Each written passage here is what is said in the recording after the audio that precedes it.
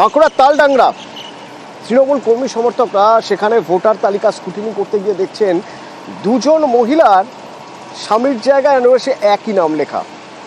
Voter তালিকায় নাম রয়েছে এমন এক ব্যক্তিকে খুঁজেই পাওয়া যাচ্ছে না। 6 জন ভুতুড়ে ভোটার একই বুথে। তালডাংরায় স্ক্রুটিনি করতে গিয়ে কি ধরা পড়লো জানবো। আমার সঙ্গে প্রিয়ব্রত রয়েছে। প্রিয়ব্রত,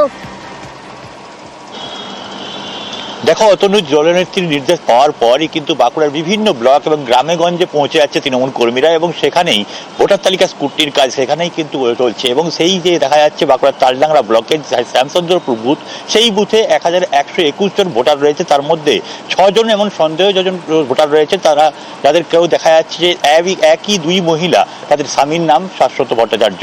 আবার দেখা যাচ্ছে জুহি ভট্টাচার্য এবং স্বাগতী বাচি, এই দুজন মহিলার কিন্তু কোনো রকম হদিস নেই। এই এলাকার যারা ভোটার রয়েছেন তারা একে অপরকে চেনেন, কেননা একই গ্রামের মধ্যে এই বুথ, সেই গ্রামের মানুষজন তাদেরকে চেনেন না। এরকম 6 জনের সন্দেহজনক নাম পাওয়া গেছে, যারা নিয়েই কিন্তু ভোটার লিস্ট নতুন করে ভুতুড়ে ভোটারের খোঁজ পেয়েছে তৃণমূল কংগ্রেস। এবং তৃণমূল কংগ্রেসের নেতৃত্ব দাবি করছেন এই ভোটার লিস্টে যে ভুতুড়ে ভোটারদের পাওয়া গেছে তাদেরকে কিন্তু ব্লক স্তরে স্ক্রুটিনির মাধ্যমে বাদ দেওয়া হবে, কেননা এই ভোটাররাই বিজেপির সম্পদ, এমনটা দাবি করা হয়েছে। যেভাবে দিল্লি জয় হয়েছে সেভাবে পশ্চিমবাংলা জয় করার চেষ্টায় তৃণমূল কংগ্রেস সাথে হার হয়, সেই কারণেই বিজেপি এই ধরনের ভোটার লিস্টে নাম ঢুকিয়েছে। অন্যদিকে বিজেপির দাবি এই স্ক্রুটিনির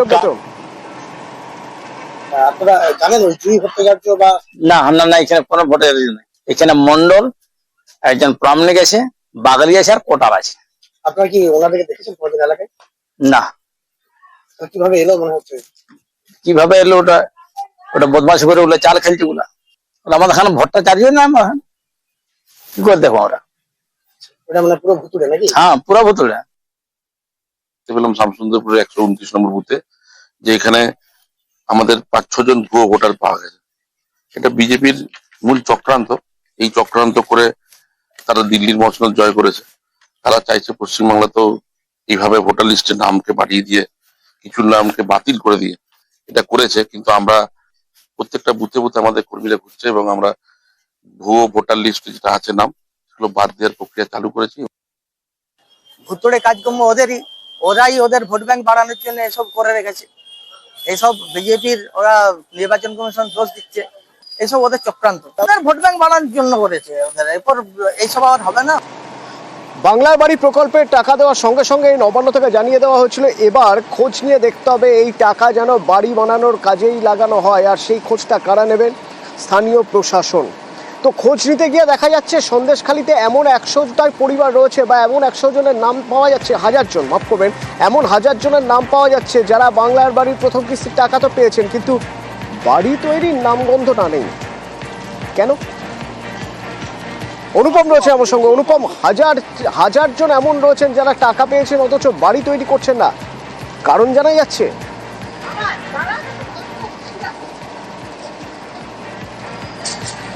দেখো অতনু, এই যে সন্দেশখালীর 2 নম্বর ব্লকের প্রায় 1000 উপভোক্তা যারা বাংলার আবাস যোজনার ঘর পেয়েছে, তারা প্রায় 5000 জন মতন আবাস যোজনার ঘর পেয়েছে, কিন্তু তার মধ্যে প্রায় 1000 তারা এখনো বাড়ি তৈরির কাজ শুরু করেনি। এবং এই খবর কিন্তু যখনই ভিডিওর কাজে যায় অরুণ কুমার সামন্ত, তিনি একদম সরজমিনে তিনি তদন্তে বেরোয়, গ্রামে গ্রামে ঘুরে এবং যেসব উপভোক্তা তাদের বাড়িতে বাড়িতে যান, এবং তিনি প্রায় 1000 জনের মতন তার চোখে পড়ে যে তারা এখনো বাড়ি তৈরি তো শুরুই করেননি। এমনকি বাড়ি তৈরির যে মেটেরিয়ালস, মানে বালি, পাথর, সিমেন্ট, সেগুলো পর্যন্ত এখনো কিনে আনেনি এবং 2.5 মাস হয়ে গেছে কিন্তু তারা টাকা পেয়েছে। এরপরে তিনি যখন তাদেরকে প্রশ্ন করে যে কেন করেনি, তারা কেউ কেউ তাদের বাড়িতে শরীর খারাপ, বিপদগ্রস্ত এবং চৈত্র মাসে বাড়ি করা যাবে না, বিভিন্ন রকম কারণ তারা দেখাতে থাকে। এবং ভিডিও কিন্তু করার নির্দেশ দেয় যে 1 সপ্তাহের মধ্যে তাদেরকে বাড়ি তৈরি করতে হবে, না হলে তাদের টাকা ফেরত তো নেওয়া হবেই, উপরন্ত তাদের যেসব ব্যাংক অ্যাকাউন্ট আছে বা অন্যান্য যেসব সরকারি সুবিধা পায় সেগুলো ক্লোজ করা হবে। এরকম ভাবেই কিন্তু একদম কড়া নির্দেশ দেয় ভিডিও।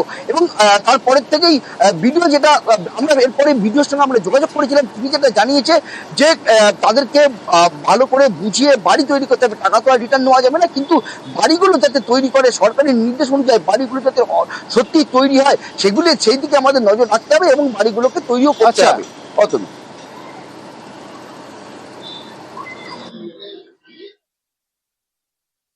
মোটামুটি এখনো পর্যন্ত আমরা এরকম 1000 বাড়ি পেয়েছি যারা এখনো শুরু করেনি। তো চৈত্র মাস চলছে, তো একটা বাঙালিদের রিচুয়ালস আছে, চৈত্র মাসে নতুন কিছু শুরু করে না, আচ্ছা। তার ফলে অনেকে হয়তো ওয়েট করছে যে পয়লা বৈশাখ থেকে শুরু করবে আর কি। কিছু মেটেরিয়ালসেরও ডেফিসিয়েন্সি আছে, তারপরে রাজমিস্ত্রি সাফিসিয়েন্ট পাওয়া যাচ্ছে না। তো সবকিছু কনসিডার করে আমি 1 সপ্তাহ বলেছি, ওটা যদি 1 সপ্তাহের জায়গায় 15 দিনও হয় তাহলে পয়লা বৈশাখও পড়ে যাচ্ছে, তখন আমরা আরো ভালো করে করতে পারবো। আমাদের টার্গেট তো আর টাকা ফেরত নেওয়া না, আমাদের টার্গেট হচ্ছে লোককে বুঝিয়ে বাড়িগুলো করিয়ে নেওয়া।